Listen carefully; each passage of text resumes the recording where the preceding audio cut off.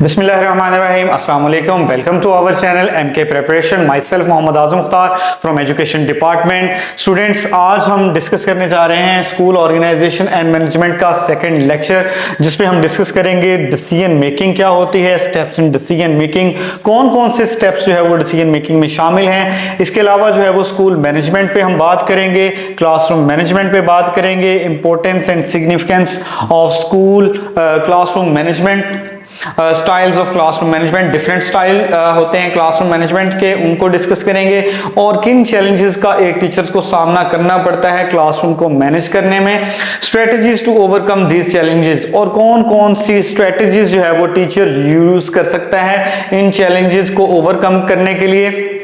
Student, जैसा कि आपको इल्म है कि बलूचिस्तान पब्लिक सर्विस कमीशन में जो है वो सीट्स भी अनाउंस हो चुकी हैं, तो अगर आप खुद को जो है वो इस सेशन में एनरोल करवाना चाहते हैं तो आप जो है दिए गए नंबर में से किसी भी नंबर पर राब्ता करके खुद को एनरोल करवा सकते हैं।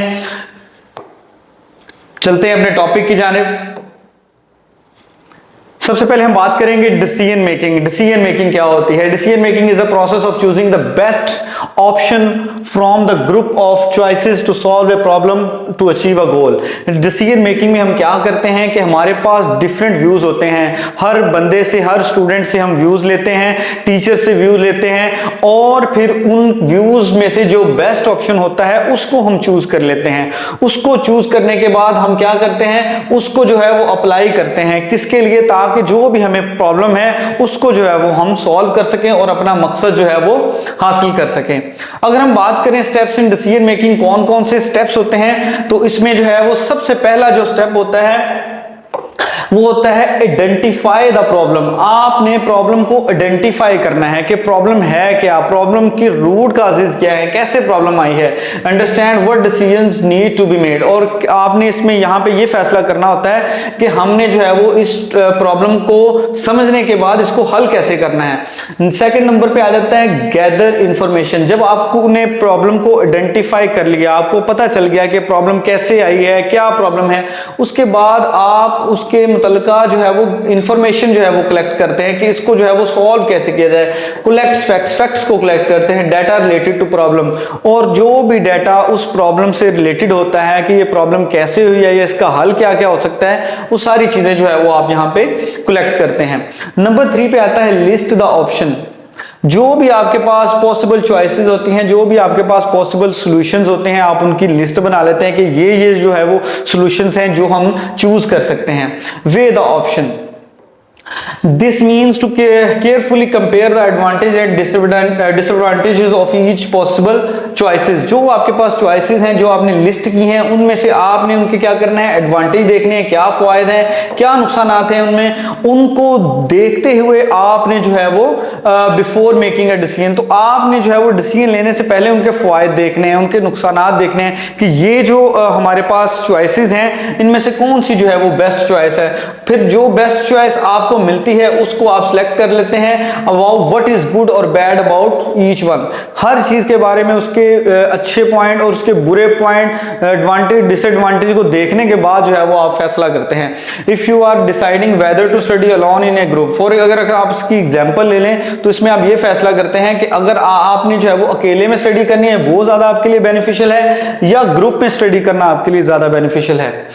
नंबर 5 पे आ जाता है चूज द बेस्ट ऑप्शन। जो भी आपके पास ऑप्शंस हैं उसमें जो है वो बेस्ट ऑप्शन है उसको आप जो है वो चूज कर लेते हैं आफ्टर कंपेयरिंग ऑल ऑप्शंस। पहले आप उसको कंपेयर करते हैं बाकी ऑप्शंस से, जो भी आपके पास सॉल्यूशन होते हैं आप उस ऑप्शन को दूसरों के साथ कंपेयर करते हैं कि ये अगर बेटर है तो बेटर क्यों है। एडवांटेज डिसएडवांटेज तो हमने यहां पे देख लिए, अब हमारा काम क्या होता है कि हमने जो बेस्ट है उसको सिलेक्ट कर लेना है। नंबर 6 पे आ जाता है एक्शन। अब हमने क्या करना है, अब जो हमने चूज कर लिया है उसके ऊपर एक्शन लेना है। Put your decision into action to solve the problem. उस प्रॉब्लम को सॉल्व करने के लिए जो हमने डिसीजन ऑप्शन सेलेक्ट कर लिए है, अब हमने उसको अप्लाई करते हुए एक्शन लेना है और अपनी प्रॉब्लम को सॉल्व करना है। नंबर 7 जो लास्ट ऑप्शन है, रिव्यू द डिसीजन। अब आपने क्या करना है, डिसीजन को रिव्यू लेना है। After some time check the decision worked और वेल और इफ चेंजेस आर रिक्वायर्ड। तो उसके बाद आपने देखना है कि जो आपने आपने फैसला लिया है, जिसको आपने चूज किया है डिसीजन को, आया कि उसने वर्क किया भी है कि नहीं, आपकी उस प्रॉब्लम को सॉल्व किया है? अगर तो सॉल्व किया है तो आप उस डिसीजन को दोबारा, उस प्रॉब्लम को अगर वो क्रिएट होती है तो उसको हल करने के लिए उसी डिसीजन को आप ले सकते हैं। और आप ये भी देखते हैं कि आया कि इस डिसीजन में, इस फैसले में किसी भी किस्म का चेंज रिक्वायर्ड है, तो उसी के अकॉर्डिंगली आप उसमें चेंजिंग लाते हैं। उसके बाद आती है स्कूल मैनेजमेंट। स्कूल मैनेजमेंट क्या होती है? School management mean organising and running school so that students learn well and everything work smoothly. School organisation में हम ऑर्गेनाइज करते हैं और स्टूडेंट्स की लर्निंग पे काम करते हैं कि स्टूडेंट्स जो है वो ज्यादा बेहतर तौर पर सीख सके और चीजें जो है वो स्मूथली जो है वो रन करें। सिंपल वर्ड्स में हम कह सकते हैं कि इसमें planning, organisation, running the school activities तमाम जो है वो इसमें शामिल होती हैं, ताकि स्टूडेंट्स की लर्निंग जो है वो इफेक्टिवली और एवरीथिंग ऑपरेट स्मूथली, और हर चीज जो है वो स्मूथली जो है वो चल सके।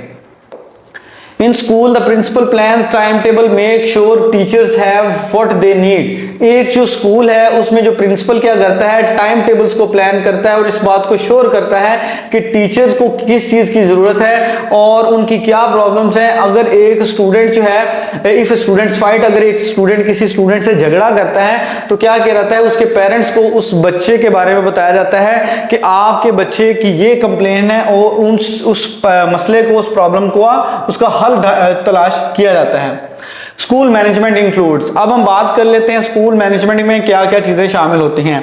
तो इसमें सबसे पहले प्लानिंग आ जाती है, deciding what to teach and when, कि क्या पढ़ाना है, कैसे पढ़ाना है, ये प्लानिंग में डिसाइड किया जाता है। अगर हम इसकी एग्जांपल ले लें, head teacher makes yearly plan showing which subjects will be taught in each class and when exams will be held, कि एक हेड टीचर इस बात को श्योर करता है, प्लान बनाता है कि कौन से सब्जेक्ट्स जो है वो क्लासरूम में पढ़ाए जाएंगे और जो एग्जाम जो है वो कब होंगे। उसके बाद आता है ऑर्गेनाइजिंग। ऑर्गेनाइजिंग में हम क्या करते हैं, शेड्यूल्स बनाते हैं, टीचर्स को ड्यूटीज असाइन करते हैं और जो है वो क्लासरूम को अरेंज करते हैं। अगर हम इसकी एग्जांपल ले लें, school time table is prepared, school का एक टाइम टेबल जो है वो बनाया जाता है। Teachers are given subject, teachers को सब्जेक्ट्स दिए जाते हैं जो कि उन्होंने पढ़ाने होते हैं, and classrooms are set for each grade, और हर ग्रेड के लिए क्लासरूम को सेट किया जाता है। Leading helping teachers and students to do their best. अगर हम इसकी एग्जांपल ले लें, principal encourage teachers listens their problems, teacher principal जो होता है वो इनकरेज करता है टीचर्स को कि वो जो है वो अपनी प्रॉब्लम्स बताएं, उनकी प्रॉब्लम को सुना जाता है। Motivate students during morning assemblies, और स्टूडेंट्स को मोटिवेट किया जाता है कि वो अपने काम में दिलचस्पी लें और अपनी लर्निंग को इंप्रूव करें। Controlling means to check if lessons are going well and solving problem. Controlling में हम क्या करते हैं कि हम देखते हैं कि जो हमारे लेसन्स हैं वो स्मूथली जो है वो चल रहे हैं और जो स्टूडेंट्स की जो प्रॉब्लम्स हैं, एजुकेशनल प्रॉब्लम्स हैं, वो सॉल्व हो रही हैं, और हेडमास्टर जो है वो क्लासरूम के विजिट कर रहे हैं और टीचर को टीचिंग में जो है वो असिस्ट कर रहे हैं। स्टूडेंट्स जिनको लर्निंग में डिफिकल्टी है, किसी भी टॉपिक को अंडरस्टैंड करने में प्रॉब्लम है, क्या उनके मसाइल को टीचर जो है वो डिस्कस कर रहे हैं, उनको सॉल्व किया जा रहा है या नहीं। Managing resources, taking care of books, classrooms and money इसमें शामिल होता है। एग्जांपल ले लें, school buys new library books, prepares broken benches and keeps the record of school fees. एक जो स्कूल होता है वो नई लाइब्रेरी बनाता है, जो टूटे टेबल होते हैं उनकी रिपेयर करवाई जाती है, keeps record of school faeces, और जो स्कूल की फीसेस होती हैं उनका जो है वो एक रिकॉर्ड बनाया जाता है। तो ये सारा काम मैनेजिंग रिसोर्सेज में किया जाता है। What is classroom management? Classroom management क्या होती है? Classroom management means using all those strategies and techniques which helps to ensure discipline and make learning more effective in the classroom. इसमें जो है वो आपने क्लासरूम मैनेजमेंट में क्या करना है, टीचर जो है वो ऑर्गेनाइज करता है, कंट्रोल करता है क्लासरूम को, ताकि जो स्टूडेंट जो है वो लर्न कर सकें काम एंड इन हैप्पी प्लेस, ताकि स्टूडेंट्स को किसी भी तरह की लर्निंग में डिस्ट्रप्शन ना आए, वो इजीली जो है वो एक स्मूथ एनवायरनमेंट में चीजों को सीख सकें। एक ऐसा एनवायरनमेंट प्रोवाइड करना जो स्टूडेंट्स के लिए, जो उनकी लर्निंग को इंप्रूव करे। इसमें क्या क्या चीजें शामिल हैं, setting clear rules for students, students के लिए क्लियर रूल्स जो है वो सेट करना, वो इसमें जो है वो शामिल है।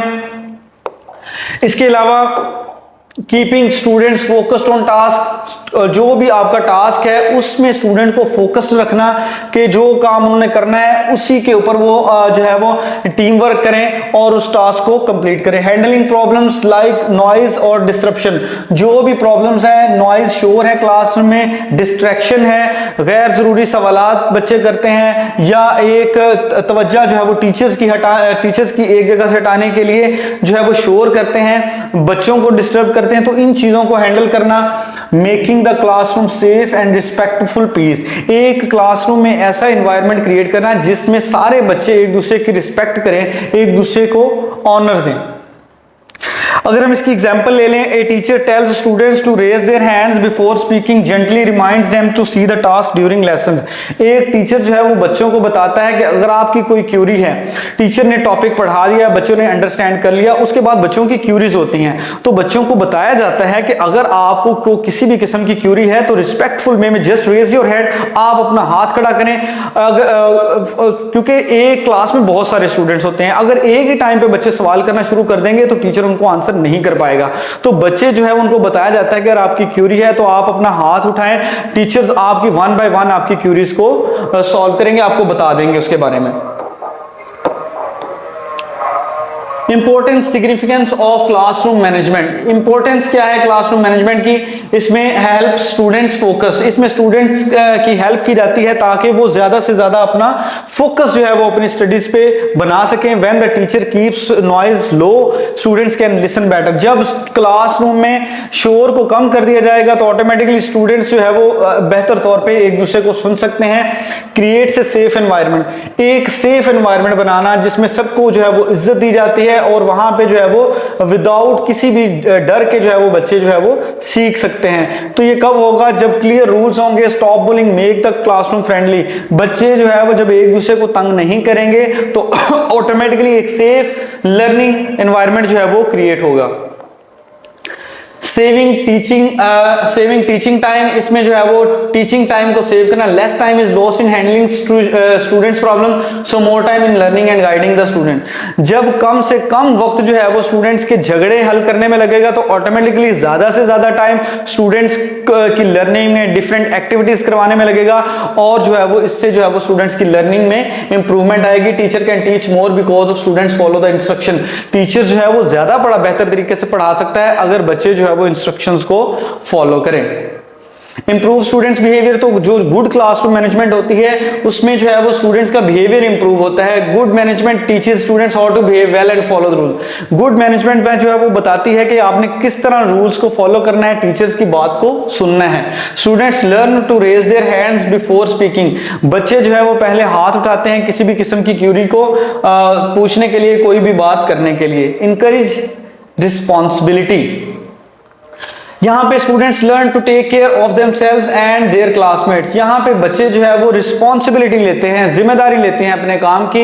एग्जांपल ले लें, students can clean the classroom and take care of books, बच्चे जो है वो क्लासरूम को साफ करते हैं, किस लिए? ताकि वो अपने आप को, अपने बैठने की जगह को साफ करेंगे, अपनी बुक्स को जो है वो साफ कर सके और जो है वो अपनी लर्निंग को ज्यादा से ज्यादा इंप्रूव कर सके। टीचर्स की इंस्ट्रक्शंस को जो है वो गौर से सुनते हैं और रिस्पॉन्सिबिलिटी लेते हैं चीजों की।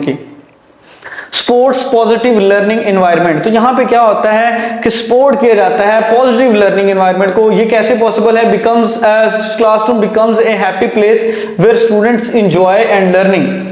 अगर हम इसकी एग्जांपल ले लें, friendly teacher students relationship make students feel confident and this improve their learning. तो एक जो एनवायरनमेंट है, एक पॉजिटिव लर्निंग एनवायरनमेंट होता है, उसमें वो एक फ्रेंडली एनवायरनमेंट होता है जहां पे स्टूडेंट और टीचर की रिलेशनशिप जो है वो एज ए फ्रेंड भी होता है। बच्चा, टीचर जो है वो बच्चों को गाइड करता है कि किस तरह जो है वो अपनी लर्निंग को बेहतर बना सकते हैं। इससे क्या होता है, जब उनके दरमियान में एक दोस्ताना सा माहौल होता है तो उससे जो है स्टूडेंट्स जो है वो सेफ फील करते हैं, कॉन्फिडेंट फील करते हैं, अपनी प्रॉब्लम को खुलकर टीचर्स को बताते हैं, क्योंकि उनका जो एनवायरनमेंट होता है वो एक फ्रेंडली जो होता है।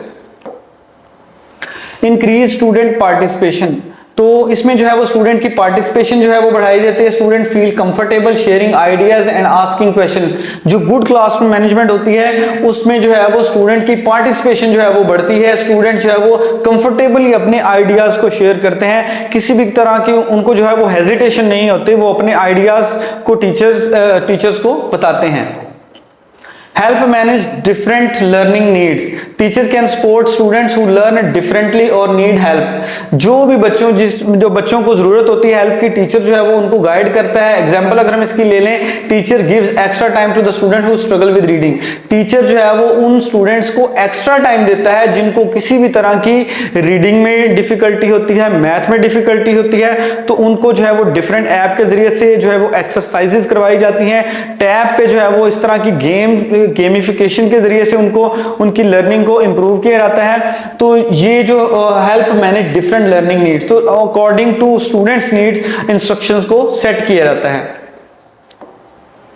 अब हम बात कर लेते हैं styles of classroom management. Various classroom management styles में सबसे पहले आता है अथॉरिटेटिव स्टाइल, जिसको ऑटोक्रेटिक स्टाइल्स भी कहते हैं। The teacher sets clear rules but is kind and listens to student. यहां पे जो टीचर जो होता है वो क्लियर इंस्ट्रक्शंस जो है वो जारी कर देता है। ही इज काइंड, वो मेहरबान भी होता है, बच्चों की बातों को भी सुनता है। Teachers take decisions and place order. Teacher जो है वो डिसीजन लेता है और ऑर्डर करता है बच्चों को। क्लियर रूल्स, यहां पे क्या होता है कि रूल्स जो है वो क्लियर होते हैं, किसी भी तरह की उनमें एम्बिग्विटी नहीं होती, क्लियर रूल्स होते हैं। काइंड एंड लिसन, मतलब वो अपने बिहेवियर को काइंड रखता है और बच्चों को भी, एंड लिसन, और उनको सुनता है। इसके अगर हम एडवांटेजेस पे बात कर लें, students respect rules and feel cared for. Student जो है वो अपने आप अपनी जो है वो स्टूडेंट रिस्पेक्ट रूल्स की रिस्पेक्ट करते हैं, रूल्स को फॉलो करते हैं, उनको तोड़ते नहीं हैं, उनकी केयर करते हैं कि किस तरह हमने स्कूल क्लासरूम का एनवायरनमेंट जो है वो बेहतर रखना है। Good balance between discipline and freedom, तो यहाँ पे एक डिसिप्लिन भी होता है, जो भी टीचर्स ने इंस्ट्रक्शंस दी होती हैं उनको फॉलो भी किया जा रहा होता है। क्लासरूम में डिसिप्लिन भी होता है, लेकिन साथ साथ बच्चों को कुछ आजादी भी दी जाती है। इनकरेज स्टूडेंट पार्टिसिपेशन, तो यहाँ पे स्टूडेंट्स की पार्टिसिपेशन को यकीनी बनाया जाता है।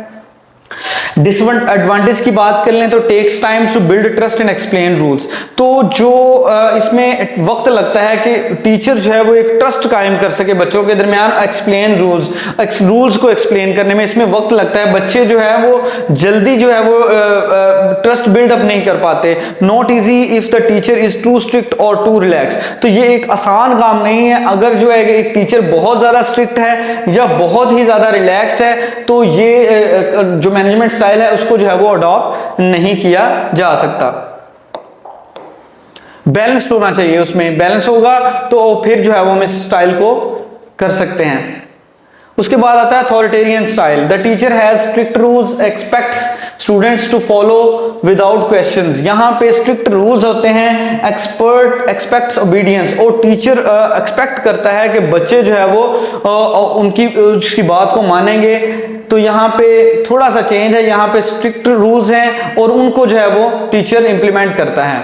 क्विकली एस्टेब्लिशेस कंट्रोल, जब टीचर स्ट्रिक्ट होता है तो बच्चे जो है वो टीचर से डरते हैं, तो एस्टेब्लिश कंट्रोल, तो यहाँ पे टीचर्स का कंट्रोल होता है। क्लियर एक्सपेक्टेशंस फॉर बिहेवियर, तो यहाँ पे क्लियर एक्सपेक्टेशंस होती हैं for behaviour. Easy to enforce rules को इन्फोर्स करना बहुत आसान होता है, क्योंकि जब आपका रूल अप्लाई करने के लिए स्ट्रिक्ट आप इसको स्ट्रिक्ट होंगे तो ऑटोमेटिकली आप इजीली रूल्स को अप्लाई कर सकेंगे। अगर हम बात कर लेते हैं इसके एडवांटेजेस नुकसानात की, तो इसमें स्टूडेंट्स में फील स्केर्ड और अनहैप्पी, बच्चे जो है वो नाखुश होते हैं और जो है वो डरा हुआ फील करते हैं। जब टीचर जो है वो बहुत ज्यादा स्ट्रिक्ट होता है तो ऑटोमेटिकली बच्चे डरते हैं। समटाइम तो ऐसे होता है कि कुछ चीजें बच्चे को तैयार होती हैं, वो घर से उसको प्रिपेयर करके आते हैं, उनको टेस्ट भी आता होता है, लेकिन जब वो टीचर का इतना स्ट्रिक्ट बिहेवियर देखते हैं, टीचर्स का एक डर होता है, तो वो चीजों को भूल जाते हैं। तो यहां पे जो है वो बच्चे डरते हैं टीचर से। Little chance for students input और क्रिएटिविटी, तो यहां पे बहुत कम चांसेस होते हैं कि स्टूडेंट्स जो है वो क्रिएटिविटी दिखाएं। क्यों? क्योंकि वो डरे हुए होते हैं और वो चीजों को खुद से नहीं करते। कि अगर मैंने चीज को गलत कर दिया तो टीचर डांटेगा या मुझे पनिशमेंट देगा।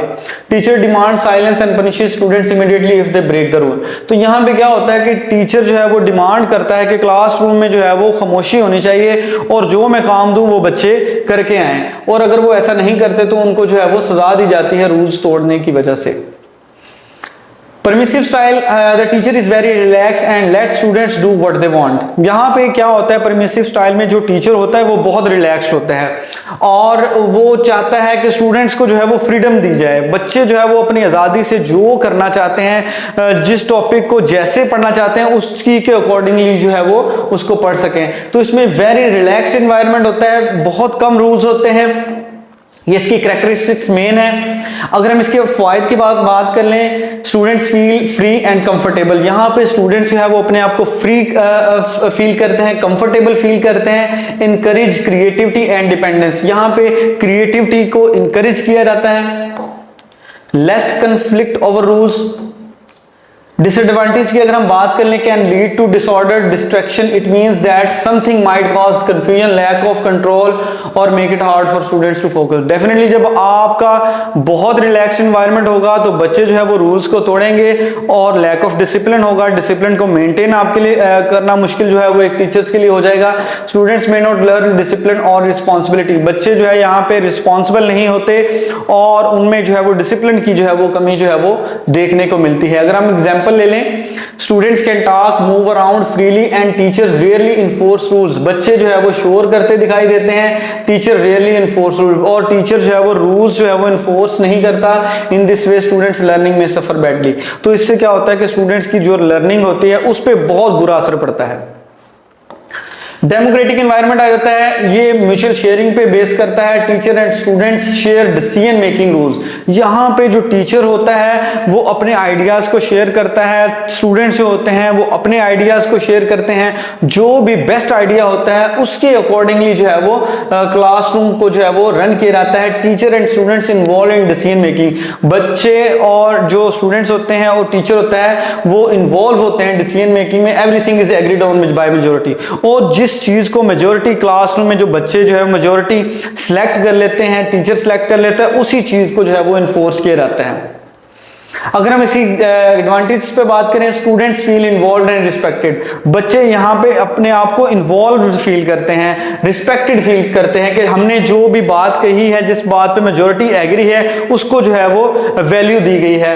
Builds cooperation and team work. तो यहाँ पे मिलकर काम किया जाता है। जब मेजोरिटी की बात को लिया जाता है तो ऑटोमेटिकली वो मिलकर काम करते हैं, जिससे उनके दरमियान कोऑपरेशन जो है वो बढ़ता है। Encourage responsibility and self discipline. तो रिस्पॉन्सिबिलिटी भी बढ़ती है, सेल्फ डिसिप्लिन इसमें बढ़ता है। डिसएडवांटेज की अगर हम बात कर ले, students involve in decision making, it take longer time to decide, everyone needs to share their opinion. हर एक बच्चा जो है वो अपने व्यू देता है कि ऐसे नहीं ऐसे होना चाहिए, तो ऑटोमेटिकली सबके व्यूज को सुनना पड़ता है। तो इसमें जो है वो काफी वक्त लग जाता है। Students may have different ideas और opinions। स्टूडेंट्स के डिफरेंट आइडियाज हो सकते हैं, तो इसमें जो है वो स्टूडेंट्स को मुश्किल होती है कि वो किसी एक आइडिया पे जो है वो सबके जो है वो रजामंदी जाहिर हो सके। Class decides together to rules and consequences, everyone tries to follow them. पांचवा है laissez faire style. Laissez faire style ऐसा होता है जिसमें नॉन इंटरफेरेंस होती है, मदाखलत बहुत कम होती है। यहाँ पे here no coordination, poor communication, किसी भी तरह की कोऑर्डिनेशन नहीं होती और कम्युनिकेशन भी बहुत पुअर होती है। This is a leadership style where leaders give full freedom to group. यहाँ पे जो लीडर होता है, जो टीचर होता है, वो फुल फ्रीडम देता है बच्चों को कि आप जो है वो अपने पेस पे जो है वो जो पढ़ना चाहते हैं उसको रीड करें। उसमें जो है वो टीचर की इन्वॉल्वमेंट, लीडर की इन्वॉल्वमेंट जो है वो बहुत कम हो जाती है। ऑलमोस्ट स्टूडेंट फ्रीडम, सबसे ज्यादा यहाँ पे जो तवज्जो दी जाती है, जो इसकी मेन कैरेक्टरिस्टिक्स है वो है स्टूडेंट, टोटल स्टूडेंट फ्रीडम। और इसके अलावा हम कह सकते हैं कि नॉन इंटरफेरेंस, ये इनकी मेन कैरेक्टरिस्टिक्स हैं लेसिस फेयर स्टाइल के, जिसमें टीचर्स की मदाखलत कम हो जाती है और स्टूडेंट को जो है वो टोटल फ्रीडम दी जाती है। इसके अगर हम एडवांटेज पे बात कर लें, स्टूडेंट्स लर्न इंडिपेंडेंस। स्टूडेंट्स सीखते हैं कि हम कैसे खुद से चीजों को कर सकते हैं। बच्चे जो है वो इंडिपेंडेंट हो जाते हैं। इनकरेज सेल्फ मोटिवेशन, उनमें जो है वो मोटिवेशन जो है वो डेवलप होती है। गुड क्रिएटिव और मैच्योर स्टूडेंट, तो ये उन स्टूडेंट्स के लिए बेटर है जो कि अच्छे स्टूडेंट्स हों, जो खुद काम कर लेते हों और मैच्योर हों। डिसएडवांटेज की अगर हम बात करें, little interference by teacher and can lack discipline. Teachers की मदाखलत बहुत कम होती है इसमें, तो जब टीचर इन्वॉल्व कम होगा तो ऑटोमेटिकली डिसिप्लिन के इश्यूज जो है वो यहाँ पे लेसेस फेयर स्टाइल में देखने को मिलेंगे। A teacher has a control over learning outcome. A teacher has little control. यहाँ पे टीचर्स का जो कंट्रोल होता है वो बहुत कम होता है। उसकी रीजन ये होती है कि टीचर की मदाखलत जो है वो जब कम हो जाएगी, बच्चों को खुद से करने दिया जाएगा, तो ऑटोमेटिकली जो है वो बच्चों को प्रॉब्लम्स भी देखने को मिलेंगी, लर्निंग में प्रॉब्लम्स आएंगी।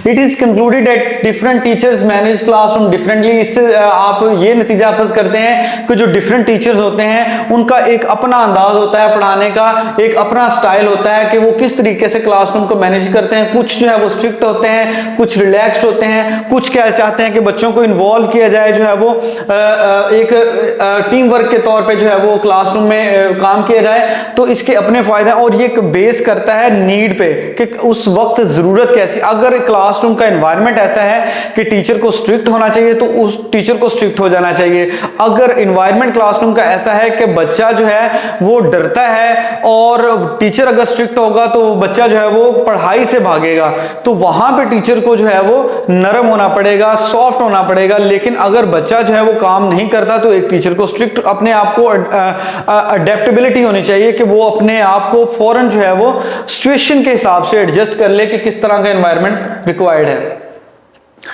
अब हम कंपैरिजन थोड़ा सा कर लेते हैं ताकि आपको इसकी मजीद जो है वो अंडरस्टैंडिंग हो जाए। अथॉरिटेरियन जो स्टाइल होता है वो टू स्ट्रिक्ट, बहुत जो है वो सख्त होता है। परमिसिव स्टाइल जो है वो बहुत रिलैक्स होता है। जो डेमोक्रेटिक स्टाइल है वो गुड है। क्यों? क्योंकि इसमें सबकी राय ली जाती है, सबसे जो है वो डिसीजन मेकिंग में जो है वो शामिल किया जाता है, और ज्यादातर इसमें मैच्योर स्टूडेंट्स जो है वो शामिल होते हैं। Laces fair fits only self driven advanced learner.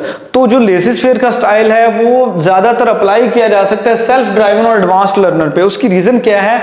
क्योंकि यहाँ पे टीचर की मदाखलत बहुत कम होती है, और ये तभी ज्यादातर अडॉप्ट किया जाता है जब आपके बच्चे मैच्योर होते हैं, जब वो खुद से क्रिएटिव होते हैं, खुद से चीजों को करते हैं, तब जो है वो एक टीचर को लेसिस फेयर का स्टाइल जो है वो अडॉप्ट करना चाहिए। हर बच्चे पे इसको अप्लाई नहीं किया जा सकता, क्योंकि अगर आपके क्लासरूम में मोस्टली बच्चे जो है वो वीक हैं, तो अगर आप ये स्टाइल अडॉप्ट करते हैं तो इससे जो है वो टोटल क्लास जो है वो बैडली इफेक्ट होगी, उनकी लर्निंग जो है वो बहुत बुरी तरह मुतासिर होगी। बात कर लेते हैं challenges in classroom management. Classroom management में किन किन मसाइल का जो है वो सामना है, तो उसमें जो है वो सबसे पहले डिसरप्टिव बिहेवियर बच्चे शोर करते हैं। ये students keep talking during lessons and distract other. एक लेसन जो है वो टीचर पढ़ा रहा है और बच्चे जो है वो शोर कर रहे हैं, किसी बच्चे को पीछे से थप्पड़ मार दिया, तो उससे क्या होती है, उनकी तवज्जो जो है वो बढ़ जाती है। Lack of students motivation, students जो है वो मोटिवेट नहीं होते, पढ़ना ही नहीं चाहते, तो एक ये बहुत बड़ी वजह है क्लासरूम मैनेजमेंट में, एक चैलेंज है। लार्ज क्लास साइज, क्लासरूम का साइज समटाइम बहुत बड़ा होता है, टीचर जो है वो हर स्टूडेंट पे जो है वो तवज्जो जो है वो नहीं दे पाता, तो एक लार्ज साइज जो है वो क्लासरूम मैनेजमेंट में एक बहुत बड़ी हर्डल है। डिफरेंट लर्निंग स्पीड, हर स्टूडेंट की एक अपनी स्पीड है किसी भी चीज को याद करने की, तो इसमें जो है वो some students learn fast, others need more time. कुछ स्टूडेंट्स होते हैं वो चीज़ों को जल्दी सीख लेते हैं, कुछ स्टूडेंट्स होते हैं वो स्लो लर्नर्स होते हैं, उनको टाइम लगता है किसी चीज़ को याद करने में। तो टीचर्स को इस वक्त जो है वो कौन सी स्ट्रेटजी अपनानी चाहिए, उसको चाहिए कि जो फास्ट लर्नर्स होते हैं उनको थोड़ा सा एक्स्ट्रा काम दे दिया जाए, जो स्लो लर्नर्स होते हैं उनको थोड़ा सा कम काम दिया जाए, ताकि उनको भी साथ लेकर चला जा सके। लैक ऑफ पेरेंटल सपोर्ट, बच्चों को पेरेंटल सपोर्ट बहुत कम होती है। सम पेरेंट्स डोंट हेल्प और सपोर्ट चाइल्ड लर्निंग, कुछ पेरेंट्स होते हैं, ऐसा विलेज एरिया में, रूरल एरियाज में ज्यादा होता है, जहां पे पेरेंट्स के पास इतना टाइम नहीं होता, वो मजदूरी करते हैं और बच्चों पे जो है वो ज्यादा तवज्जो नहीं दे पाते। तो इससे क्या होता है, उनको पेरेंट्स की तरफ से सपोर्ट नहीं मिलती। अगर उनको कोई भी प्रॉब्लम होती है, किसी चीज को पूछना चाहते हैं, तो उनकी पेरेंट्स की तरफ से उनको सपोर्ट नहीं मिलती, और वो पेरेंट्स जो होते हैं वो इतना अफोर्ड भी नहीं कर सकते कि किसी एकेडमी में उनको जो है वो दाखिल करवा दिया जाए ताकि वो अपनी प्रॉब्लम को सॉल्व कर सकें। तो पेरेंट्स की तरफ से बहुत कम सपोर्ट होती है। Emotional and behavioral issues. Some students may have personal और mental health challenges. कुछ बच्चों को कुछ दिमागी मसाइल होते हैं और उन दिमागी मसाइल की वजह से जो है वो क्लासरूम में भी उस क्लासरूम के एनवायरनमेंट को जो है वो खराब करते हैं. Students get angry easily, refuses to follow instruction. कुछ बच्चे ऐसे होते हैं जिनको गुस्सा बहुत जल्दी आ जाता है और वो इंस्ट्रक्शंस को रूल्स को फॉलो नहीं करते, उससे इनकार कर देते हैं कि हम इसको फॉलो नहीं करेंगे. Lack of resources.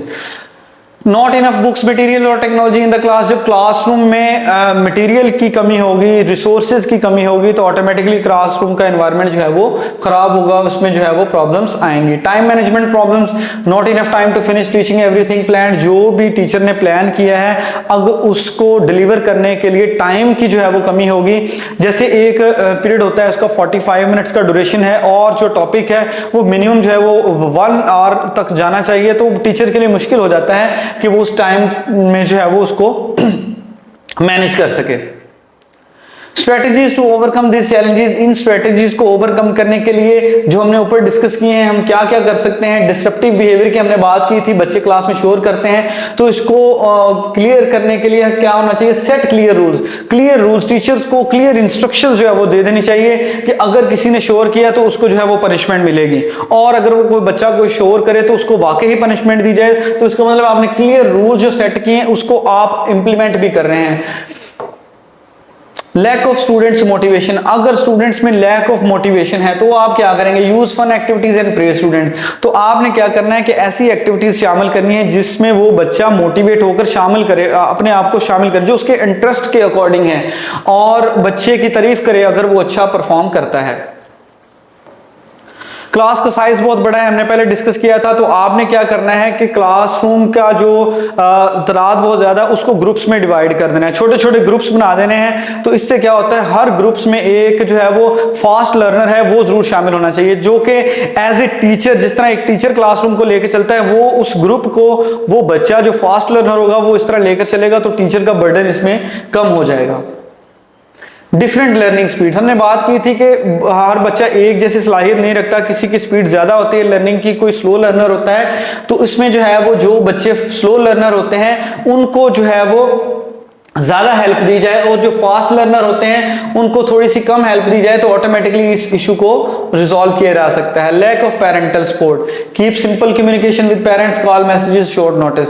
तो इसमें जो है वो आप पेरेंट्स के साथ जब टीचर कनेक्टेड रहेंगे तो ऑटोमेटिकली उनकी जो है वो पेरेंटल सपोर्ट भी बढ़ जाएगी. आप बच्चे के बारे में उनके पेरेंट्स को बताएं तो ऑटोमेटिकली वो भी अपने बच्चों को सपोर्ट जो है वो करेंगे और ये इशू भी रिजॉल्व हो जाएगा. इसके लिए आप क्या कर सकते हैं. Send A note when child does well or needs help. जब भी बच्चे को किसी चीज में हेल्प की जरूरत हो तो आप उसके घर जो है वो नोट भिजवा के जो है वो इसका सोल्यूशन जो है वो ढूंढ सकते हैं.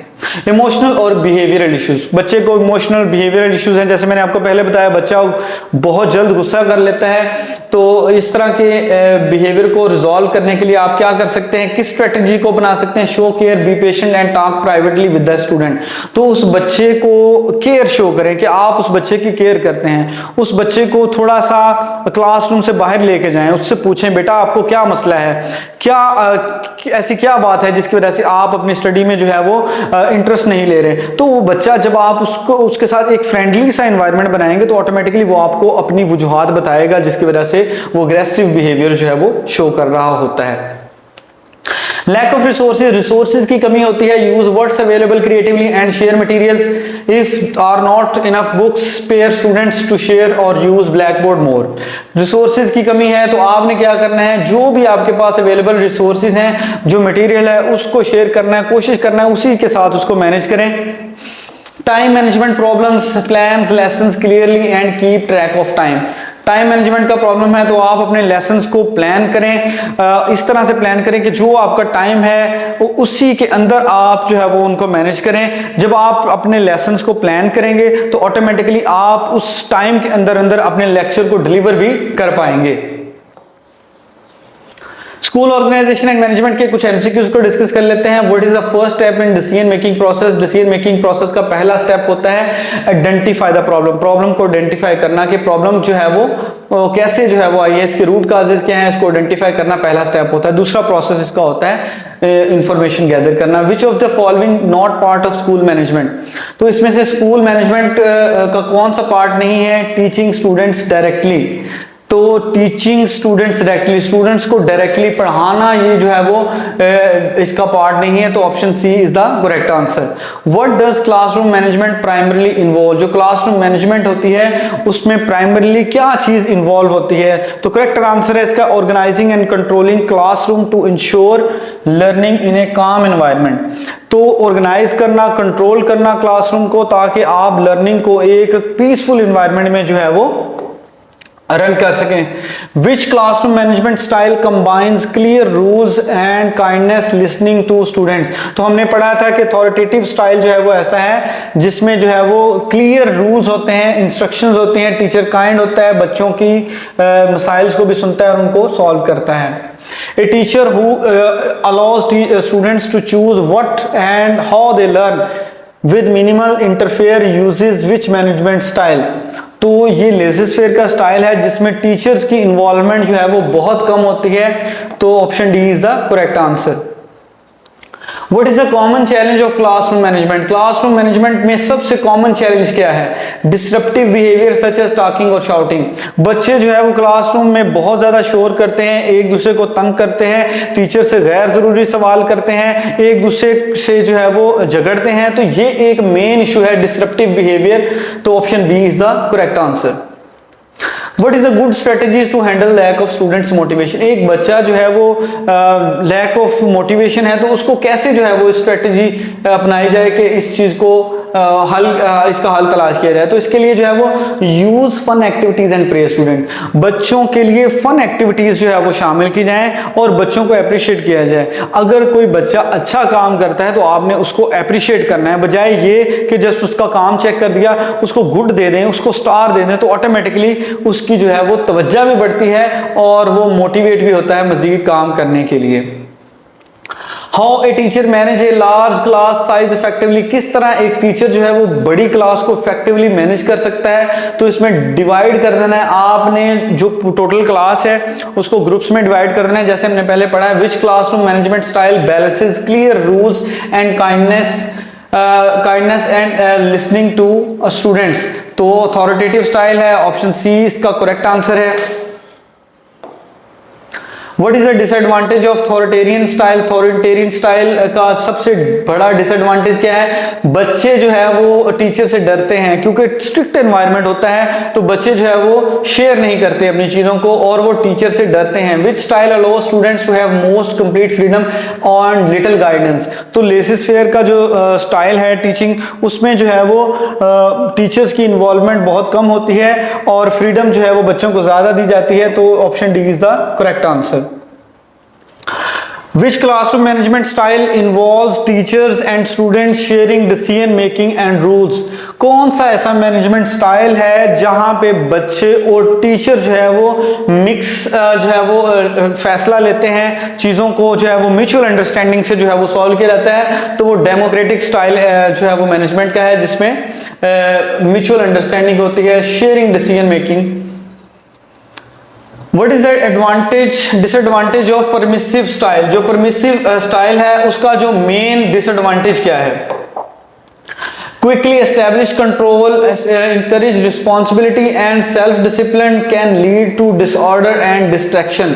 जो permissive स्टाइल है उसमें जो सबसे मेन चीज है that lead to disorder and distraction, यहाँ पे तवज्जो जो है वो बढ़ जाती है। तो इसका मेन जो इसका आंसर है वो है option C. Option C is the correct answer. तो स्टूडेंट्स ये था आज का हमारा लेक्चर। उम्मीद है कि आपको इसकी समझ आ गई होगी। अगर आपको वीडियो अच्छी लगे तो वीडियो को लाइक कर दीजिएगा, चैनल को सब्सक्राइब कर दीजिएगा। हेडमास्टर और हेडमिस्ट्रेस के जितने भी लेक्चर्स हैं वो हमारे चैनल्स पे अपलोडेड हैं, तो आप जो है वो उन लेक्चर्स को भी जो है वो देख सकते हैं। चैनल को सब्सक्राइब करें, और अगर आप हमारा ऑनलाइन सेशन जो है वो ज्वाइन करना चाहते हैं तो इसके लिए जो है फूटर में भी नंबर मेंशन कर दिया गया है। इसके अलावा नीचे लिंक में इसका नंबर जो है वो शामिल है, तो आप उस नंबर पर राब्ता करके अपने आप को जो है वो एनरोल करवा सकते हैं। मज़ीद इंफॉर्मेटिव वीडियोस के लिए आपसे दोबारा मुलाकात होगी। तब तक के लिए अल्लाह हाफिज।